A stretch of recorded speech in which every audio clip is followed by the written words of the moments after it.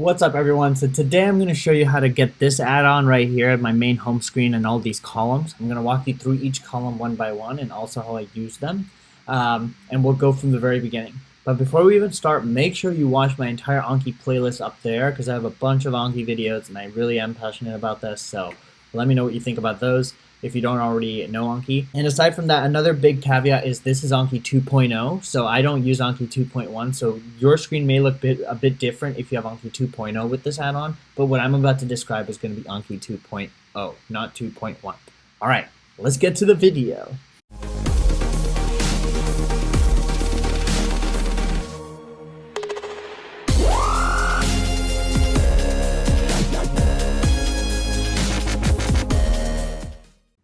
Okay, so this is what my Anki looks like right now. It's plain old, probably what many of yours looks like. As I said, this is my main master deck.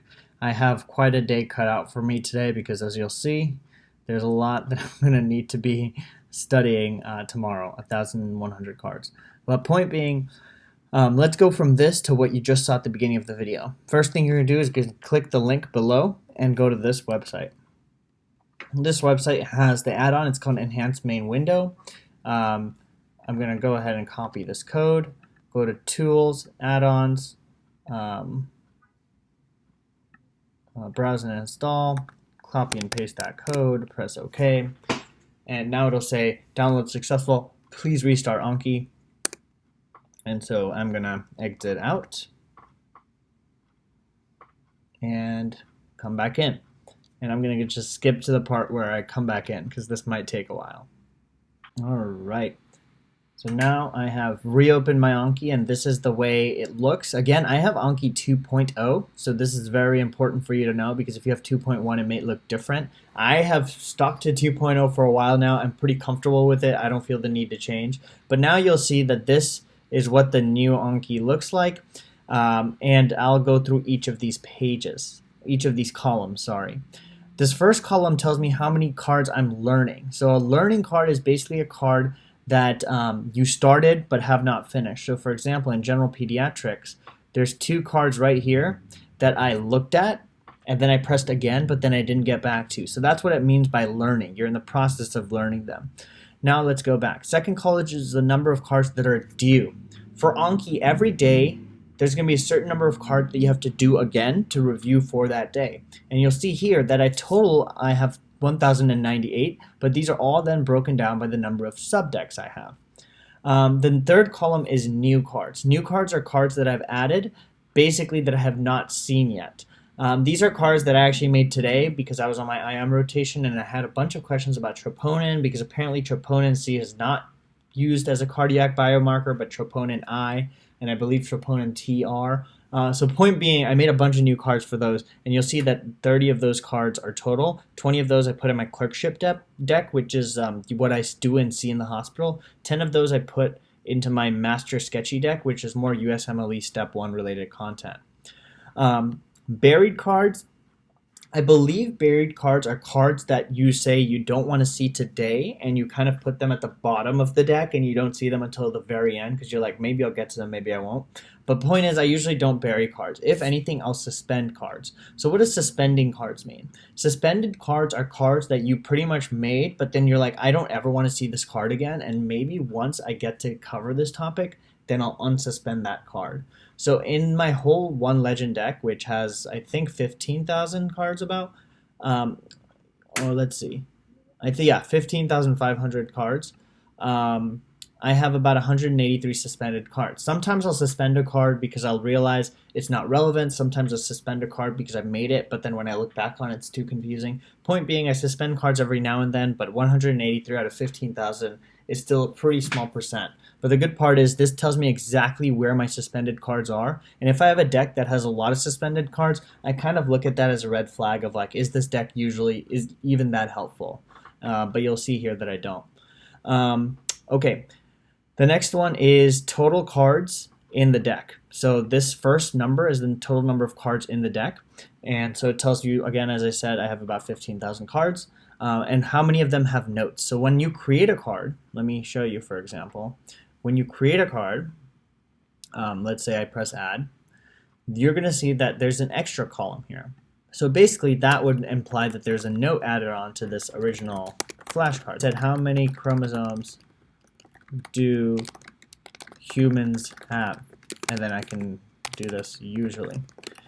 And then I'll say 46. And then this will be my card, but then my note would be 46XX female and 46XY male.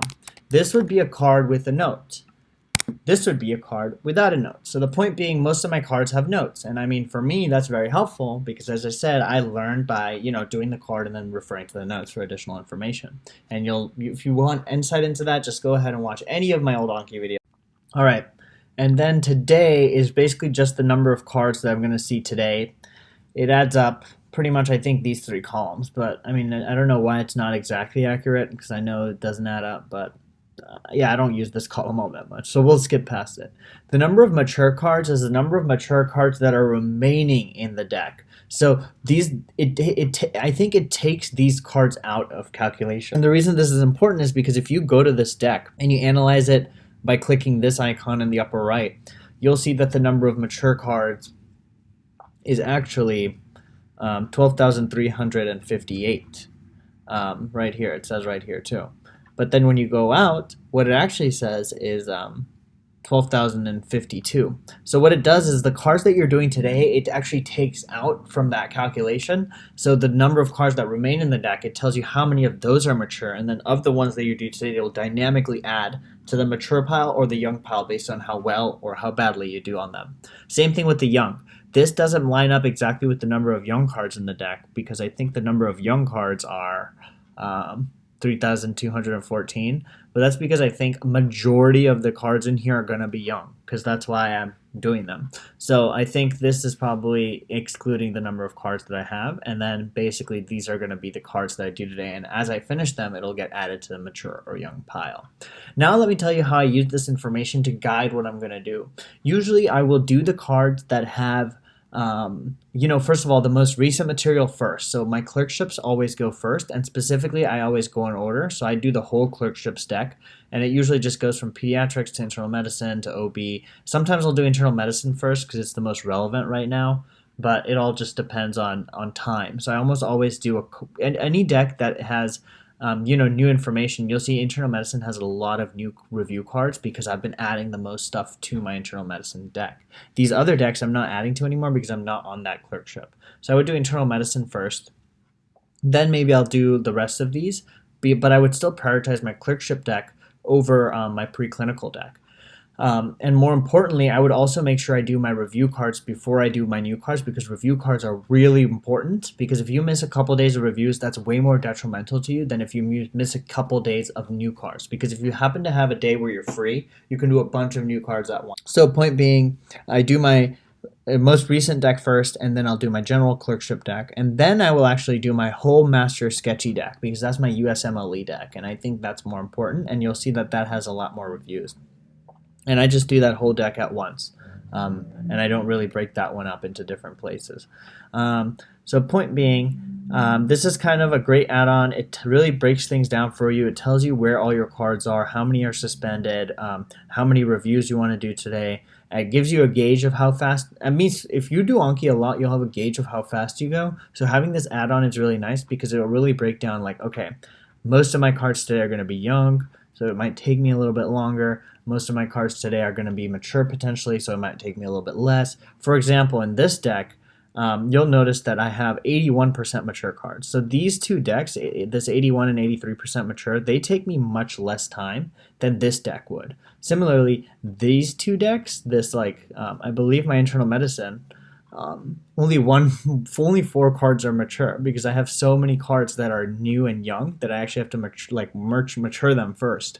So this tells you that only 1% of internal medicine mature, and a lot of them I'm still learning. So that's why I have to prioritize this deck as opposed to worrying about something that's 83% mature. I don't have to care as much about it.